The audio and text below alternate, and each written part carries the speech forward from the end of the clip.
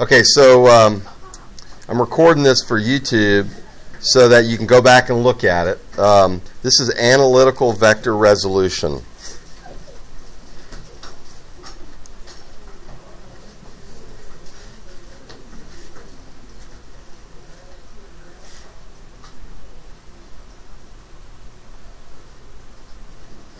And go ahead and draw your line for your Cornell notes.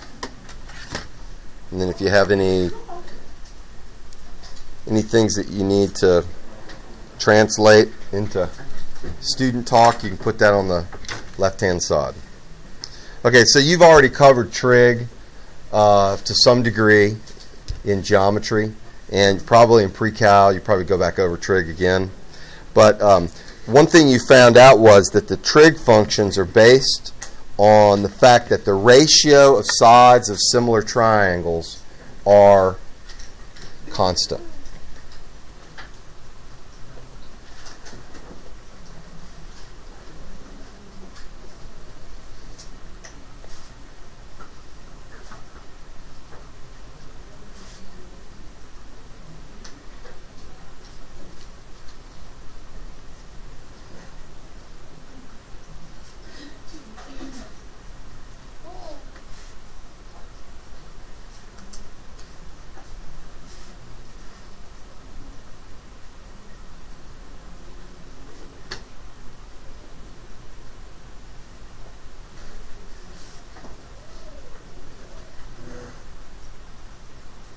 Okay, so we can draw a similar triangle and show this. Let's draw a triangle here.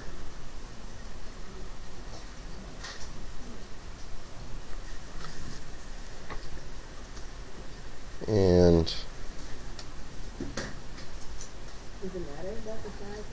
we're going to make a right triangle. It doesn't matter, no. Doesn't have to be a certain length. Okay, there's my first triangle, and it's got an angle on this corner of theta, and it's a right triangle. And so we call, with respect to theta, this side is the adjacent side, and this side is the opposite side. And then the side that is opposite the right angle is the hypotenuse.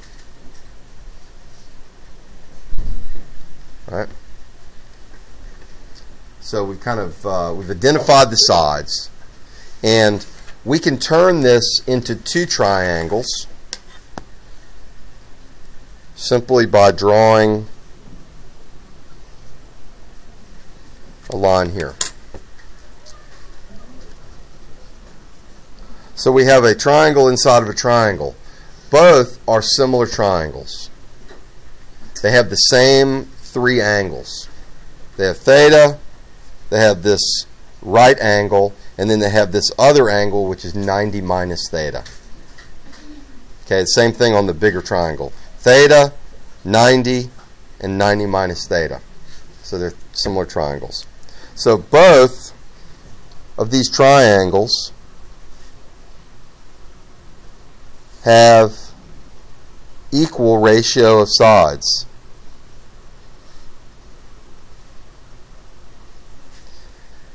So for instance, the opposite over the hypotenuse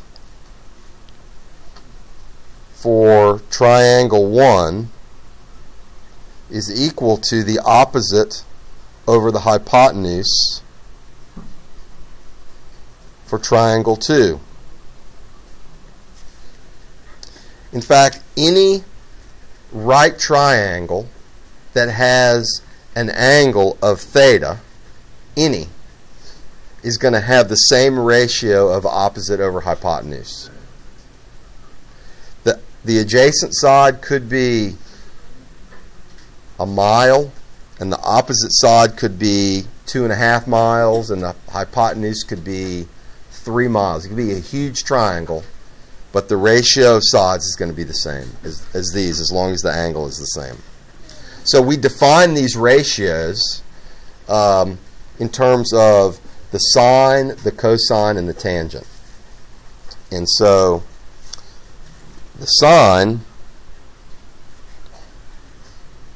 and it's actually spelled sine, but it's written as sine of theta equals the opposite over the hypotenuse.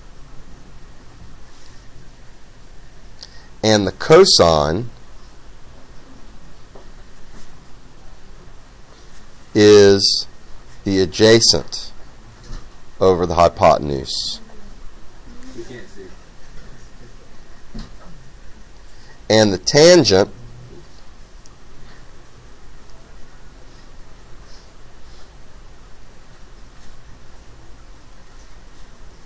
of theta is equal to the opposite over the adjacent. And you probably learned in trig what everybody learns, so ka toa. Right? So I don't know who came up with that, but they must have been pretty bright. But that was a long time ago. Okay, because that's nothing new. That's something that my father learned in school in the 30s. Okay? So ka toa. Sine is opposite over hypotenuse. Cosine is adjacent over hypotenuse. Tangent is opposite over adjacent. Okay. So how does this apply to us in physics? Well, we can draw vectors as rays at an angle. And so I'm going to draw a vector in the first quadrant. That's the easiest one to depict. And I'm going to call it vector A. And vector A has an angle of theta. So we know that it can be broken into components, and we can use graphical vector resolution to break it into its components, but that requires us to spend time drawing, and it's not that precise. Okay? And if we do this, we have components AX and AY. Now we know that the cosine of theta is equal to the adjacent over the hypotenuse.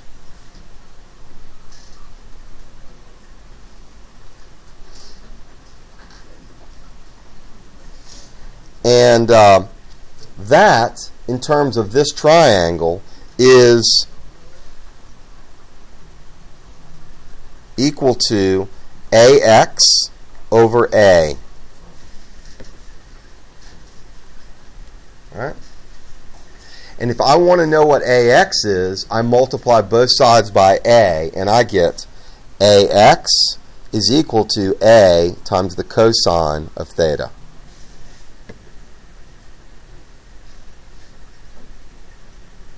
Similarly, the sine of theta is the opposite over the hypotenuse. And that is equal to AY over A. And that, if you multiply both sides by A, gives you AY equals A times the sine of theta. So we can find components of vectors simply by taking advantage of the known ratio of sides of triangles. A lot of times students will plug in, using their calculator, a degree, angle, and then hit cosine. And I believe that you envision that the calculator has some formula, and it formulates the value of the cosine of some particular angle, you know, and it does not. These are known values that the Greeks measured a couple thousand years ago, and what we've done is we've just measured more values. and we store those values in what's called a lookup table in the calculator. And so when you punch in, for instance, cosine of 45 degrees and you get 0.707, really what the calculator is doing is it's going to a lookup table and it's looking up that value in memory. Now, let's say you looked up the cosine of 23.564 degrees. Well, it has a way of what's called interpolation, where it figures out values in between known values. When I was a kid, we didn't use calculators for tan functions, and we had, in every book, you had all the trig functions on a table, and you actually flip to that page and would look up the values, common values of trig functions. But nowadays we got the advantage of the calculator. Okay, we're going to practice, and so flip over to 15L.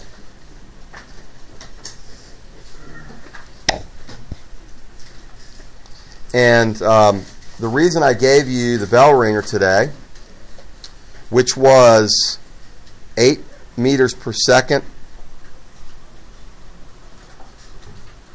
at 200 degrees, is because I wanted you to figure this out graphically first and then use trig to check your answer. So you'll see how easy it is to use the trig functions.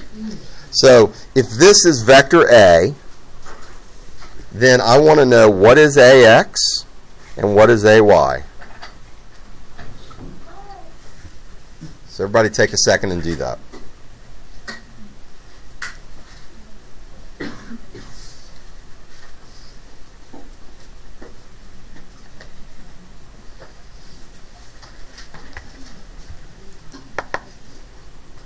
For AX, we'll have 8 meters per second times the cosine of 200 degrees. And for AY, we have 8 meters per second times the sine of 200 degrees.